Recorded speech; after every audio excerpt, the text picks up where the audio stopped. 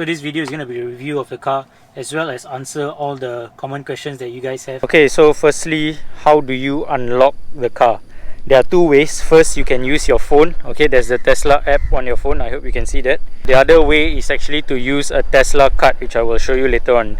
So you can control quite a number of things here. You can unlock the car. You can turn on the aircon while you're outside the car.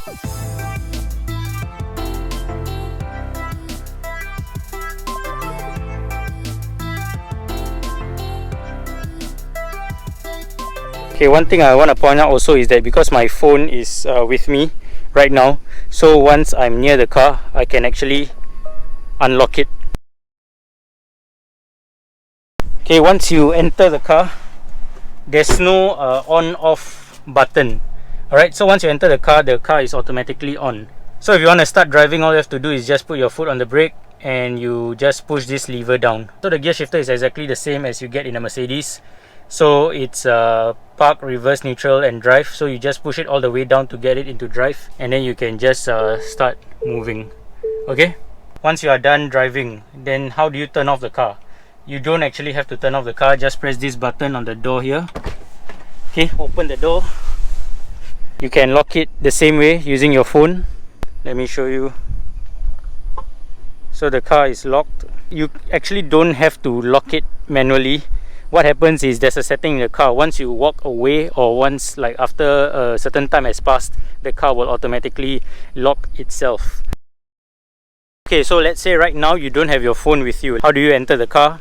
You can use this Tesla card. This card is actually programmed to this car. So you just take your Tesla card and you tap it on the B pillar here, and you can see the door unlock. Once you enter the car already, you actually have to put your card over here, okay, behind the cup holder, because there's a transponder underneath, so it will detect the card. Once the car detects the card, then you can drive off. Okay, and then once you are done driving the car, same thing, you have your card, you just tap it and the car will lock. Okay, so what is the interior like? Very first thing, I think you all can tell that the interior is very minimalistic. There's not a lot going on. I mean, there's practically nothing apart from the steering wheel and the screen. In terms of interior material quality, fit and finishing, I have to say it's quite good. I think they use premium quality materials in the touch points in this car. So for example, the door handle, the buttons, the steering wheel, the leather material on the steering wheel feels very nice to hold. All the plastics are actually smooth finish, so it's not the like hard scratchy plastic that you get in like Toyotas, for example. And over here, yeah, wireless charging. My phone is charging over there. And if you notice, in a lot of cars, the wireless charging is actually like flat. Okay, so but in this car, it's actually tilted towards you, so it's easier for you to see notifications. So over here, it's all leather. Okay, very nice leather. This is a soft closing door for your storage space. Over here is actually quite deep. Okay, this is plastic, or yeah, this is plastic. This is metal. Leather, quality of the leather on the seats feel very premium, and because it's white in color, it looks more special than what you get in regular cars. I think just the color scheme, you know, is very bright inside here, and the materials they use. This is not a cheap feeling interior.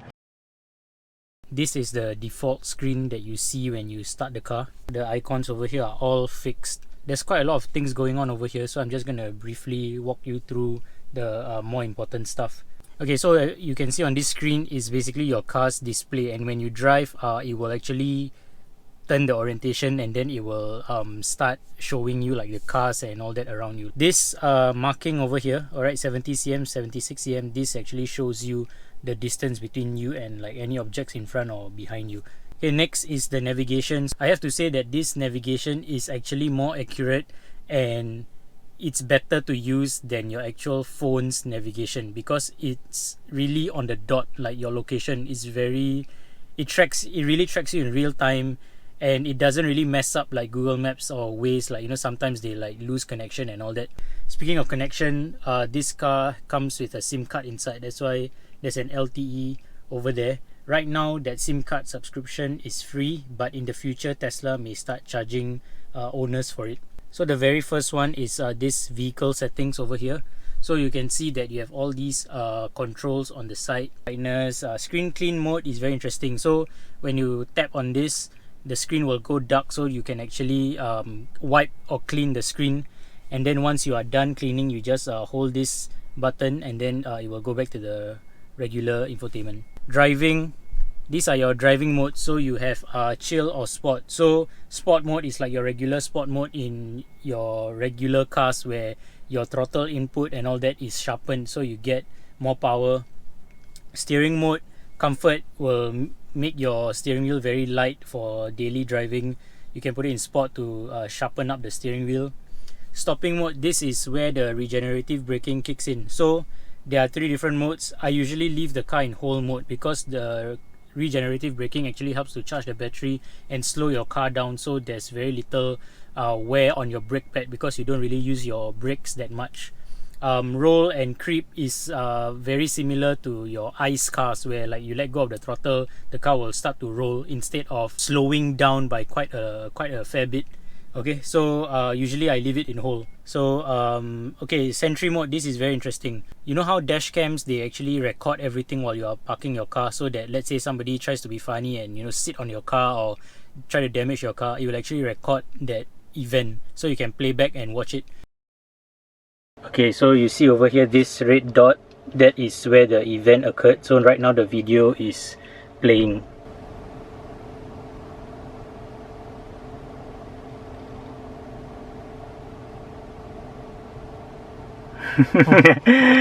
Okay guys, so it's another day, and Sentry Mode on the Tesla Model 3 just captured another event. So let's see what it is. Okay, so you can see there's someone on the right side of the car. Okay, so that's the security at my house, just checking out the car, I guess, taking pictures. Yeah, I think they're just checking out the car, looking inside. Yep. Okay, so energy, this shows the consumption and the projected range that you have. So my average range that the car projects is about 269 kilometers based on my driving pattern, and this graph is actually over a 50 kilometer period. So if you want to see over a 25 kilometer period, this was my driving pattern, and over a 10 kilometer period, this was my driving pattern, which is quite I would say around average driving pattern in terms of consumption and all that. So you can see past 50 kilometers, there were like times like this where I consume more power because I was driving quite fast, testing out the acceleration. So it consumed more power, and it will actually bring down my projected range. The projected range is constantly changing based on your driving pattern. Okay, so entertainment, yeah, you can watch Netflix, YouTube and all that in your car, but the car has to be in park mode, of course. This is your aircon settings. So for aircon, you can actually control the airflow using your fingers like that. So let's say I do this, the airflow will actually like separate into 2, and then you want to adjust the height of the aircon, like not height, you want to adjust like the flow, whether the aircon like blows the air on top or below. You can adjust using your finger as well. Same for the passenger. Okay, you can adjust the airflow for the passenger. Boot space, of course, is also very generous.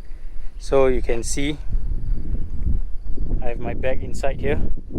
It's quite deep, and you can actually fold the rear seats 60-40 as well to make more room. So the cargo space in the Tesla is about 649 liters. And also, just FYI, there's even more space below here. And if this is not enough, okay, this is the auto tailgate. If this is not enough, you actually have some more room in the front as well. Okay, you can use your Tesla app to open it. Okay, and you can see, yeah, you can probably fit like a backpack and a few smaller bags inside here. Okay, it's not that deep, but it's still something very useful. So compartment wise, I'll have to say it's actually quite good. So at the side here, you get a very big door bin. You can put in a water bottle. I think you can even fit like 2 water bottles inside. Because there's no transmission, you can see that the space here is actually very big. Okay, it's very deep in, and you can close it like that. 2 cup holders here. Another storage space over here, also pretty generous, I would say. Glove box, you can open it via this button here. Alright, because there's no button, physical button on the glove box. So you can see the glove box shape is also, yeah, it's I would say quite a decent size as well. Alright, again, door bins are over there. You get door bins on all 4 doors, okay, the front and rear. So rear space is actually very good as well. This seat is in my original driver's position. I didn't adjust it. So you can see I have quite a good amount of leg room, okay, for my feet. One fist or one knuckle of knee room as well. Headroom also pretty good, about one fist or one knuckle. Okay, you can see over there. And then over here, there's no there's no transmission tunnel. So yeah, you get all the leg room in the world. Okay, so 3 people in the back, no problem. I actually ferried around some people in the back, 3 adults. Yeah, it's actually okay. And over here also, just want to point out, you can actually hang your like teh tarik or your, when you tapao food, you can actually hang them over here on both sides of the car. First thing is, it's fast. It's very fast, okay?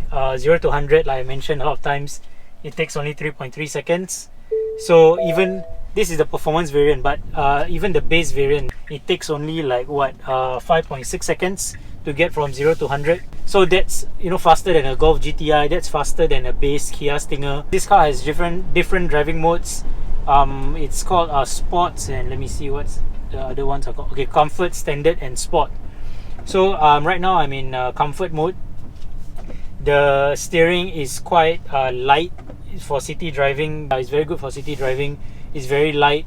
Not really, I mean, it's sensitive but not really that sharp. But once I put it into sport, the steering gets noticeably heavier, and yeah, it's quite, I would say, a very pleasant car to drive. The biggest thing here is of course the acceleration, because with that kind of acceleration, it just makes the car that much more fun to drive. Alright, also acceleration, I can choose between chill and sport mode. So chill mode means like your regular mode. The difference is quite big, especially when I floor the car. In chill mode, you feel the pull, but it's not really that strong. In sport mode is where like you really, this is what a Tesla is. You can really feel like you getting pushed back into your seat. Side note, once I got the car, I kept like flooring it, and because I forgot to tilt my head back a few times, I got a slight concussion because it just kept hitting my head against the headrest. In terms of handling for the Model 3, it's very good. One of the reasons is because the battery pack is actually located in the center of the car, and is below the floorboard here, right? So the battery pack itself is one of the heaviest components of the car. It weighs about 500 kilograms.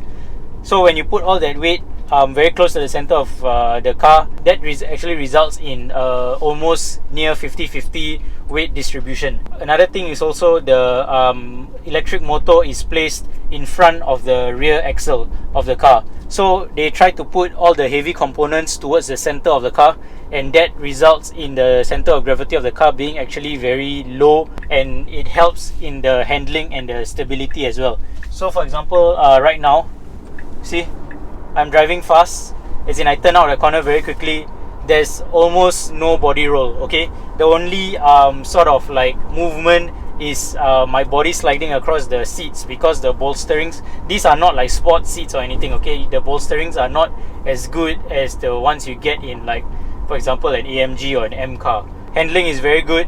One thing to note is that for me, I like to put the car into sports mode. The steering mode is also in sports, okay? Because when I put it in comfort, I noticed that the steering gets very loose. There's a lot of free play, okay? Maybe on camera right now it seems very responsive and all, which it is, but when you put it into sports, right, the difference is really very big.